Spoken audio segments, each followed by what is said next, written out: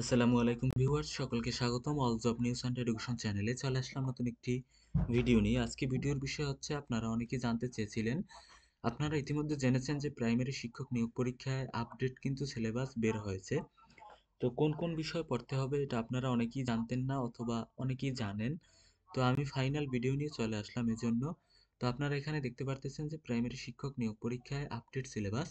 তো আমি যদি প্রথমে বাংলা বিষয়ে আলোচনা করি, তাহলে দেখেন টপিক বাংলা ব্যাকরণ থেকে আপনাকে যা যা পড়তে হবে: ভাষা ও ভাষারীতি, যুক্তবর্ণ, তারপর হচ্ছে বাকযন্ত্র, ধ্বনি, বর্ণ, অক্ষর, ব্যাকরণের আলোচ্য বিষয়, তারপর হচ্ছে মাত্রা, তারপর বানান শুদ্ধিকরণ ও সত্যবিধান, বাক্য প্রকরণ ও বাক্য শুদ্ধিকরণ, 4 হচ্ছে সন্ধি ও ধ্বনি পরিবর্তন, 5 হচ্ছে পদ প্রকরণ, 6 হচ্ছে সমাস, ধাতু ও প্রত্যয়, বিভক্তি ও কারক, শব্দের শ্রেণীবিভাগ, বচন, এক কথায় প্রকাশ, উপসর্গ, ক্রিয়ার কাল, বাচ্য, পুরুষ ও স্ত্রীবাচক শব্দ, সমার্থক শব্দ, বিপরীত শব্দ, পারিভাষিক শব্দ, দ্বিরুক্ত শব্দ, বিরামচিহ্ন, বাগধারা ইত্যাদি পড়তে হবে কিন্তু বাংলা ব্যাকরণ নিয়ে বা ব্যাকরণ অংশে।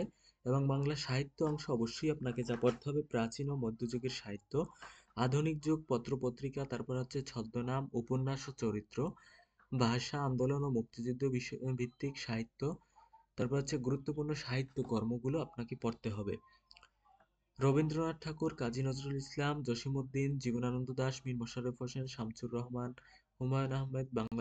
বাংলা সাহিত্যকর্মে নামের সাদৃশ্য অথবা মিল, এগুলোও কিন্তু আপনাকে অবশ্যই পড়তে হবে।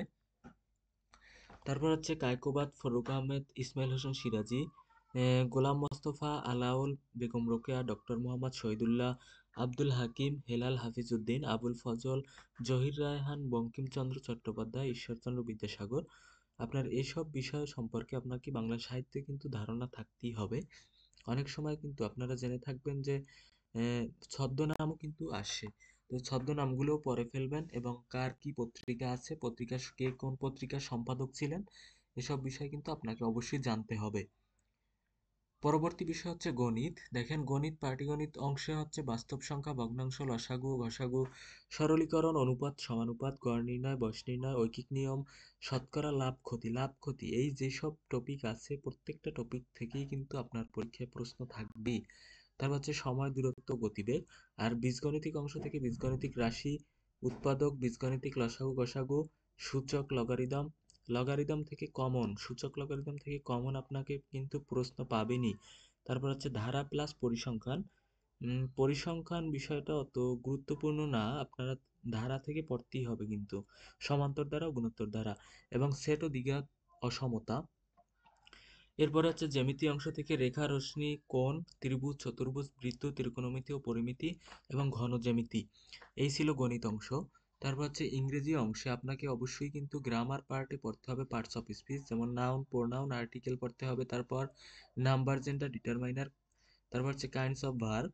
তারপর জিরান্ড ভার্সেস আপনার পার্টিসিপেল, এটা কিন্তু আসেই পরীক্ষায়। কন্ডিশনাল সেন্টেন্স আসবেই, অ্যাডজেক্টিভ অ্যান্ড অ্যাডভার্ব, তারপর preposition, tense, voice change, narration, transformation of sentence, affirmative two negative and others, transformation of sentence, simple, complex, compound. তারপর হচ্ছে transformation of sentence, positive, comparative, সুপারেটিভ। Subject verb agreement পড়তে হবে, right forms of verb and sequence of tense. তারপর হচ্ছে sentence correction, translation. Vocabulary part থেকে এখানে দেওয়া আছে, দেখেন, ওয়ার্ড মিনিং পড়তে হবে, সিনোনিম অ্যান্ড অ্যান্টোনিম পড়তে হবে, স্পেলিং পড়তে হবে, আপনাকে ফ্রেজ পড়তে হবে, অ্যানালজি পড়তে হবে, তারপর হচ্ছে ওয়ান ওয়ার্ড সাবস্টিটিউশন পড়তে হবে, গ্রুপ ভার্ব পড়তে হবে। আর লিটারেচার পার্ট থেকে কিন্তু আপনার লিটারেচারি টার্মগুলো পড়তে হবে আপনার। তারপর ডিটেলস অন উইলিয়াম শেক্সপিয়ার থেকে কিন্তু পরীক্ষায় প্রশ্ন থাকবেই।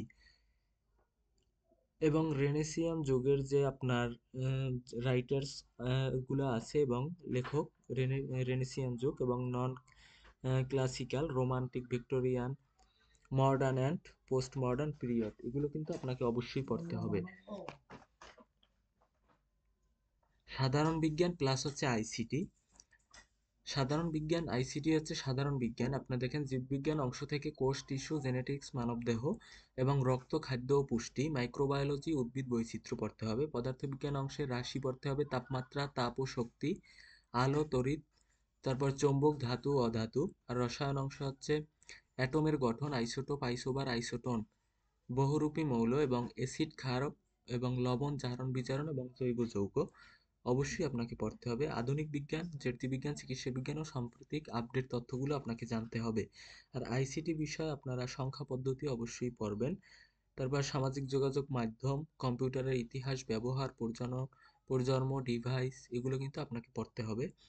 এবং এখানে দেখেন বিগত যে বিসিএস প্রাইমারি ও নিবন্ধনে আসা প্রশ্নসমূহ পড়লে শতভাগ কমনের নিশ্চয়তা পাওয়া যায়। আপনি যদি বিগত যে বিসিএস এর প্রশ্নগুলো এসেছে ওই বিসিএস এর প্রশ্নগুলো যদি আপনি ব্যাখ্যা সহকারে করেন, অবশ্যই আপনি কিন্তু অনেকগুলো প্রশ্ন কমন পাবেনই আমার মতে। এবং প্রাইমারি আর নিবন্ধনে আসা যে প্রশ্নগুলো অবশ্যই আগে সব শেষ করে তারপর এই টপিক ওয়াইজ ধারণা আপনি নিতে পারেন।